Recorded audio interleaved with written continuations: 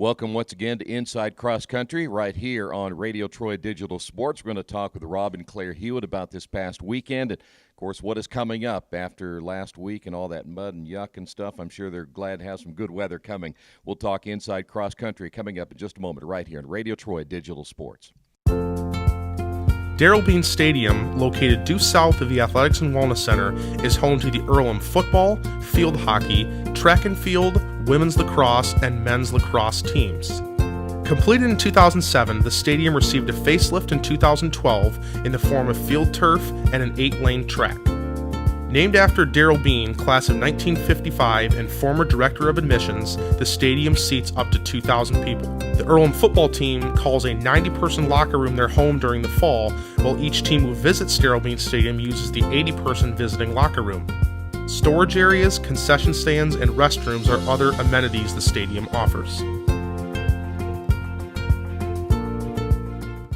Well, as most of you know, last weekend was kind of a nasty weekend for everybody, no matter what sport it was. But in cross country, it was, I think, maybe even a little nastier. And Claire Hewitt is joining us. And I know you're disappointed about the finish, but as we've alluded to before we started the interview, it was nasty for everybody. So look at it and keep it in perspective, which I know you will. How do you judge your runners this past weekend?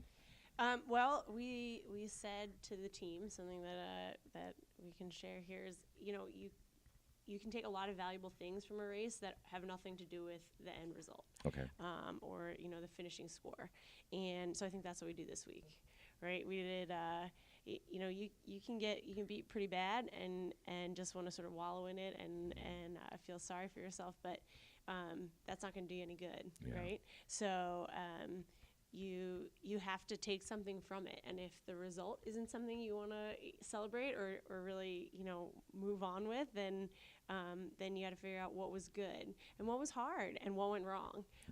So there's in every sport for sure, but certainly in track and cross country there are these sort of like very black and white moments of we're going to have to figure out what we take from this moving forward, and so I think if you reflect well on the good and the bad and take them forward appropriately, then it can be a valuable experience, sort of no matter what the result.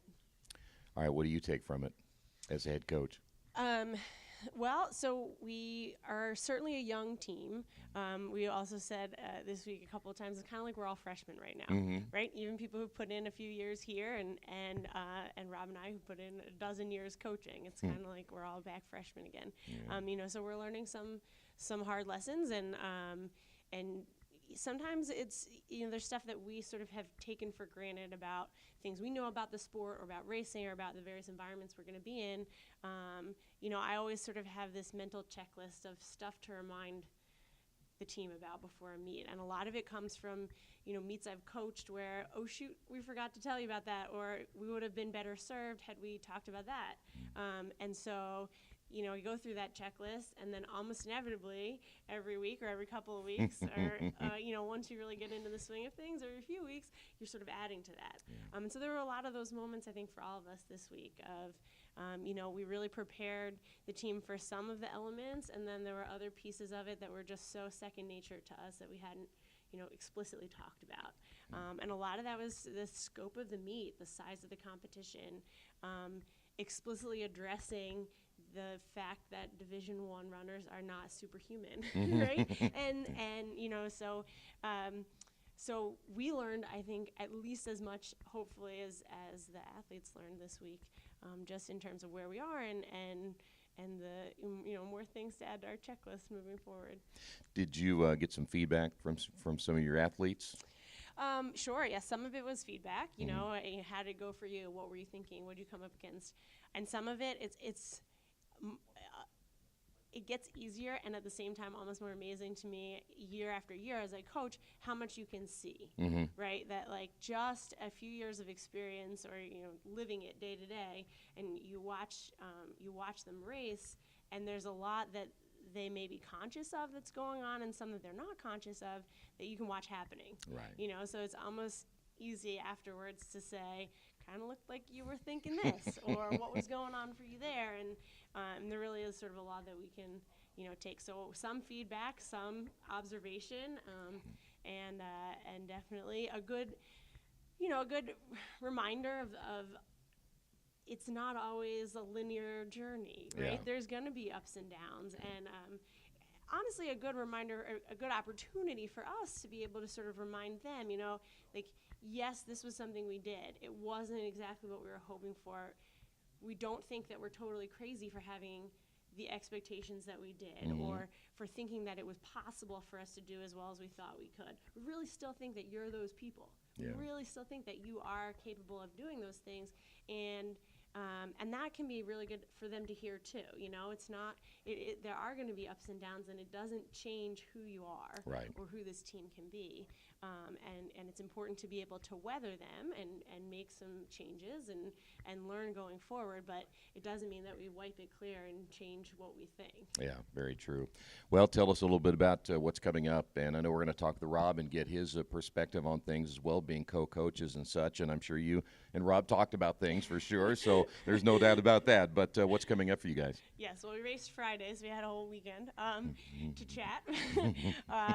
So, we have the Earlham Invite coming up, not this weekend, but next weekend. So we're excited for that. Home course. It should run pretty competitively, hopefully a little nice and quick.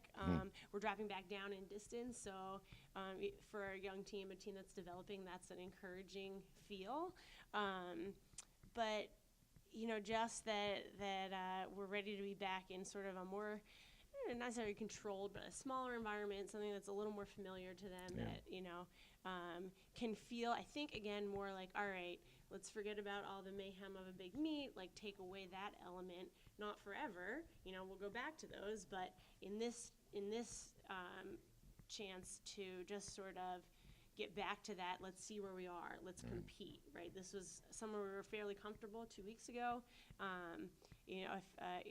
Half a dozen teams, 5 teams on one side and the other, and then let's just race. Let's just see where we are. Yeah. And some preparation in between too, right? Yeah. Right. Yeah. So we've changed gears a little bit in terms of training. So we came to the end of the first month, and we're sort of putting the next big sort of building block in, which I think will prepare them well.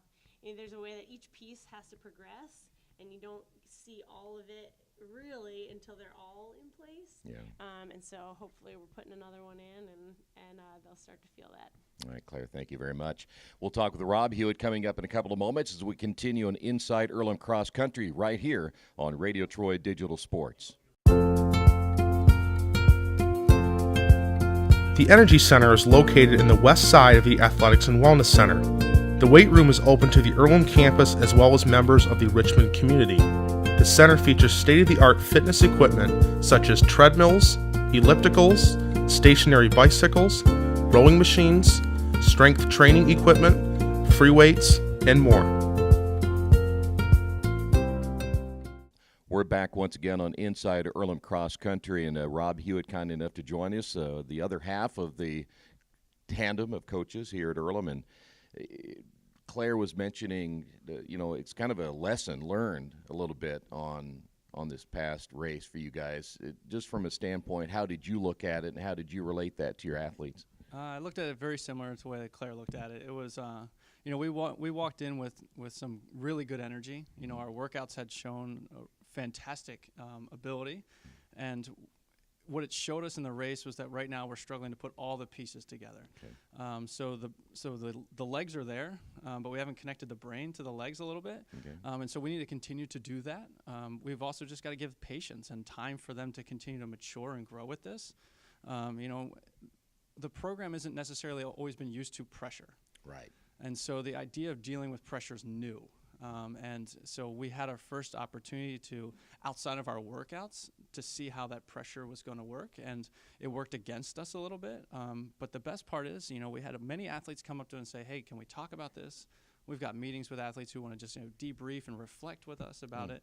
So I feel like they're really taking it in a positive stride, and they're working towards it, and they're with us. And that, to me, that's the important thing is, we can stumble. And, ultimately, anybody who even is going to go win a conference championship or get a qualifying berth for NCAAs, they're going to stumble. You're going to have adversity. The question is, how are we dealing with the pressure? Yeah. And so it's in practice, and it's going to translate to the race, but we've got to have some of those moments where we've got to pick ourselves up and say, do we want this? Are we going to walk through this darkness together and get out to the other end of the tunnel and say, yeah, here we are. But, it's scary getting there sometimes. Yeah, if it were easy, everybody would do it, right? Yeah, ain't that the truth? It is. And so from a mental standpoint, that's, as you said, the legs are there, the mind isn't always there. So you have to be a little psychologist on the athletes too a little bit, right? Yeah, and we're doing that in the workouts. And so much of the workout is becoming, okay, like we're trying to mimic the questions that they've got to answer in the race. And they're paying attention in the workouts, and the hard part is then transferring it and standing with them.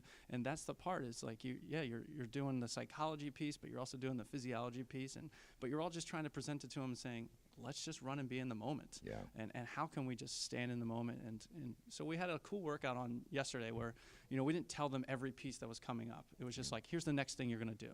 Let's do that. Okay, great. Now here's the next thing you're going to do. And so they had to kind of sit in some of that uncomfortable, like, where's the finish line piece? Because you can't always see the finish line in a race. So trying to give them a different view of it so that they can conceptualize really what's happening out there. So we're working our tail off, and they're working their tail off. And, I'm excited. I think that this team's really going to put something together cool, and we're going to impress ourselves at the end of the fall, and, that's what we're asking for. Rob, I like the way you guys are putting that together, because the bottom line is there are expectations, right? And I don't think there's anything wrong with putting expectations on your athletes. No, I agree with you. I mean, the reality is we've got to create a goal. Yeah. And we've got to put the bar high.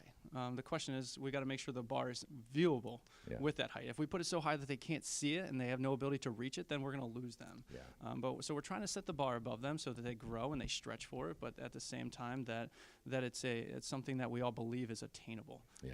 And I feel like we're in that position, and this is a little bit of the muddy waters that we're walking through that's going to really decide whether or not we want to cross over to the other edge. And as Claire said too, you guys are growing with them, they're with you, and so you're kind of learning all together, right? Oh, absolutely. Yeah. I mean, it's you're always working with an athlete saying, like, how do we do this better, and hearing their perspective and offering our perspective, and there's going to be a tension in between those ideas, and a lot of times that tension's going to be the answer. Yeah. But the important thing is that you can hear each other and continue to work with it and create the space where you can have those opportunities.